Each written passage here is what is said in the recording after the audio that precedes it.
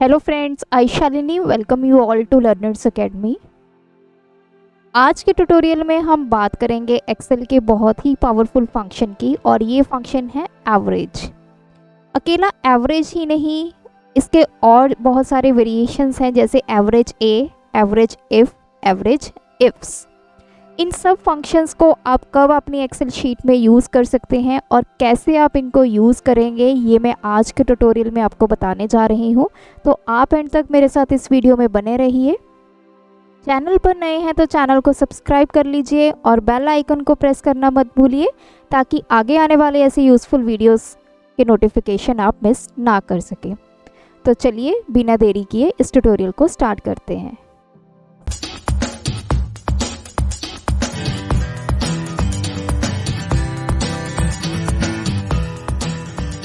सबसे पहले हम बात करते हैं एवरेज की। एवरेज क्या होता है?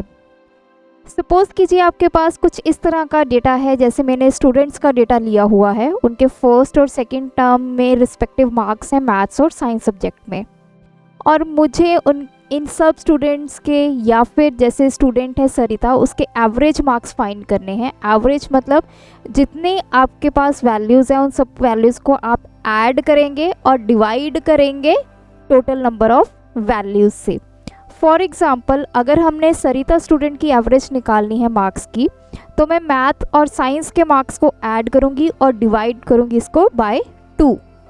क्यों? क्योंकि मेरे पास सिर्फ 2 ही सब्जेक्ट्स है। इससे ज़्यादा अगर आपके पास सब्जेक्ट्स होते तो आप उतने नंबर ऑफ सब्जेक्ट्स से इसको डिवाइड कर देते। तो एवरेज निकालने के लिए या तो एक मेथड है कि आप पहले दोनों नंबर्स का सम करें और उसको टोटल नंबर ऑफ जितनी आपकी ऑब्जर्वेशंस है, वैल्यूज़ है, उससे डिवाइड कर दीजिए। या फिर हमारे पास एक्सेल में सीधा फॉर्मूला है एवरेज। इसको आप कैसे निकालेंगे? Equal to average. आपने यहाँ पर सिर्फ अपनी रेंज देनी है और उस रेंज को सिलेक्ट करना है और आपने एंटर प्रेस कर देना है। तो देखिए आपके पास एवरेज जो है वो निकल के आ चुकी है। यहीं पे अगर मैं सम फॉर्मूला की हेल्प से इसको निकालूं, सबसे पहले मैंने लिखा सम इन दोनों नंबर्स का, एंटर प्रेस किया तो मेरे पास 47 रिजल्ट आ गया है, और इसको मैं करूंगी 2 से डिवाइड। तो देखिए सिमिलर रिजल्ट आया है हमारे पास यहाँ पे भी और यहाँ पे भी। तो एवरेज या तो आप इस मेथड से निकालिए, सम मेथड से, या फिर आप डायरेक्ट फॉर्मूला यूज़ कीजिए इक्वल टू एवरेज और अपनी रेंज को आप पास कर दीजिए। सिमिलरली अब मैंने देखना है कि जितने भी स्टूडेंट्स हैं उनकी साइंस में एवरेज मार्क्स कितने हैं, तो मैं यहाँ पे लिखूँगी equal to average bracket start, और इन सभी को करूँगी सिलेक्ट एंड एंटर। तो जो साइंस सब्जेक्ट के एवरेज मार्क्स हैं दैट इज़ 22.8। ये तो बात थी हमारा सिंपल फॉर्मूला की एवरेज। अब बढ़ते हैं इसकी वेरिएशन की तरफ। फर्स्ट वेरिएशन है एवरेज ए। अब एवरेज ए क्या करता है? देखिए यहाँ पे मेरे पास जो मैथ्स के मार्क्स हैं, सबसे पहले उनकी एवरेज निकालते हैं हम। इक्वल टू एवरेज निकालने के लिए मैं लिखूँगी एवरेज ब्रैकेट स्टार्ट, और इस रेंज को मैं करूँगी सिलेक्ट एंड एंटर। तो मेरी एवरेज आ चुकी है that is 17.8 using formula average. अब हम यहाँ पर एक सेकेंड फॉर्मूला यूज़ करते हैं एवरेज ए, और इसमें भी आपको रेंज पास करनी है। तो ये रेंज मैंने दे दी है, bracket close and enter. Surprisingly आप देखेंगे दोनों का रिजल्ट जो है वो डिफरेंट है। तो यहाँ पे हमें समझना है कि एवरेज और एवरेज ए फंक्शन में क्या डिफरेंस है, जिनकी वजह से हमारा जो रिजल्ट आया है वो अलग अलग आया है। सबसे पहले अगर मैं एवरेज की बात करूँ तो एवरेज फंक्शन आपका हमेशा नंबर्स के ऊपर काम करेगा।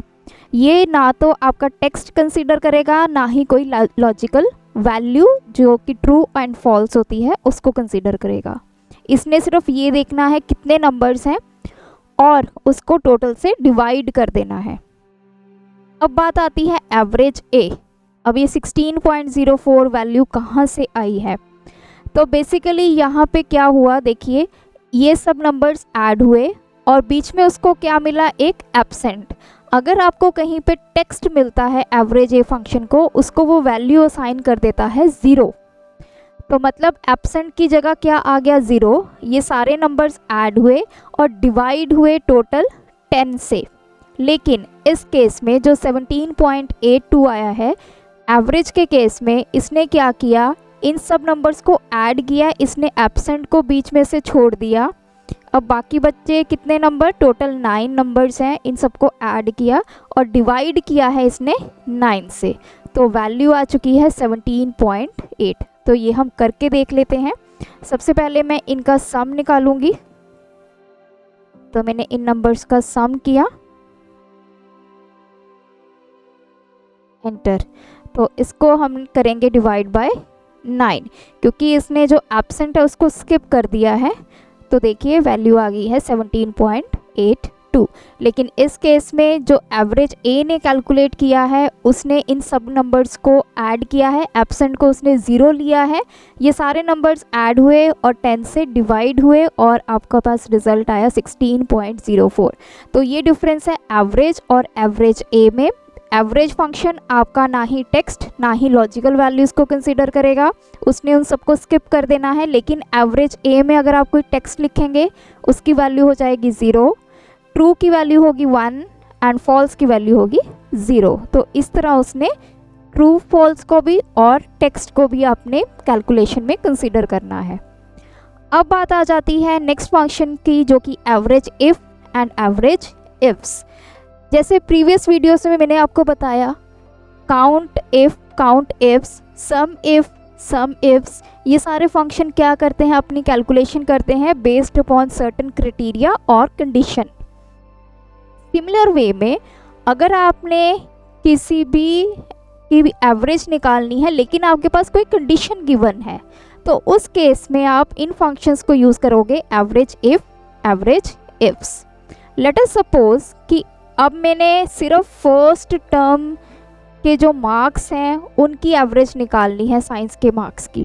तो फर्स्ट टर्म में देखिए स्टूडेंट सरिता, विशाल, कनिका, विपन और हितेश, सिर्फ यही सारे स्टूडेंट्स हैं जिन्होंने फर्स्ट टर्म के एग्ज़ाम्स दिए हैं और उनके साइंस के मार्क्स यहाँ पे लिखे हुए हैं। अब मुझे उनकी एवरेज निकालनी है।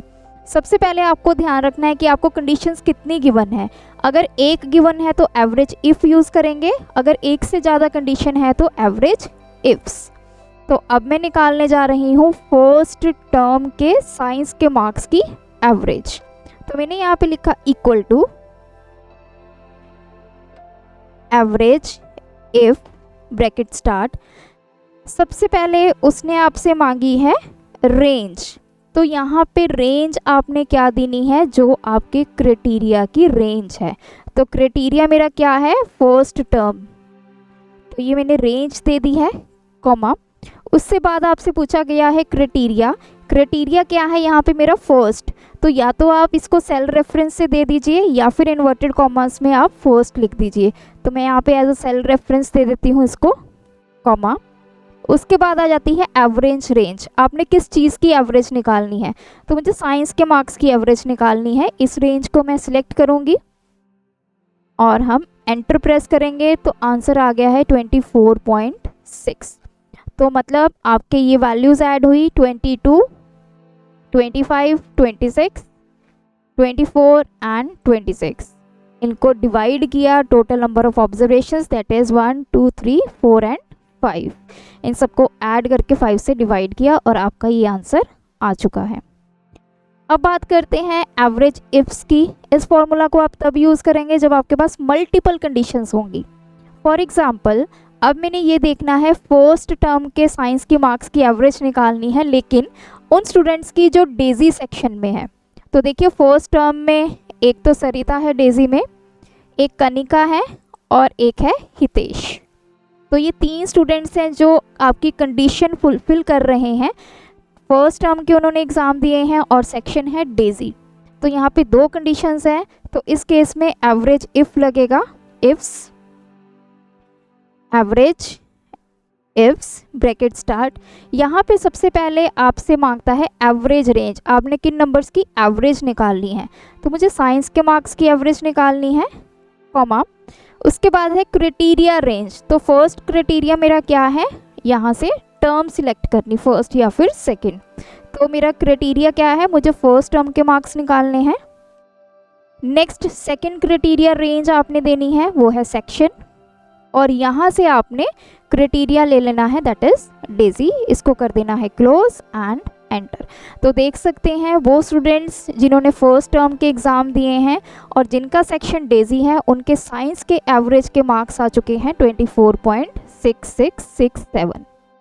तो इस तरह से इन फार्मूलाज़ को इजीली आप एक्सेल की शीट में यूज़ कर सकते हैं। ये फार्मूलाज़ आपके रूटीन में यूज़ होने वाले फार्मूलाज़ हैं। तो अगर आपको ये ट्यूटोरियल अच्छा लगा, हमें कमेंट सेक्शन में कमेंट करके ज़रूर बताइएगा। ऐसी और वीडियोस देखने के लिए आप मेरी एक्सेल की प्लेलिस्ट को चेक करें। आज की वीडियो देखने के लिए आपका धन्यवाद। Keep supporting us.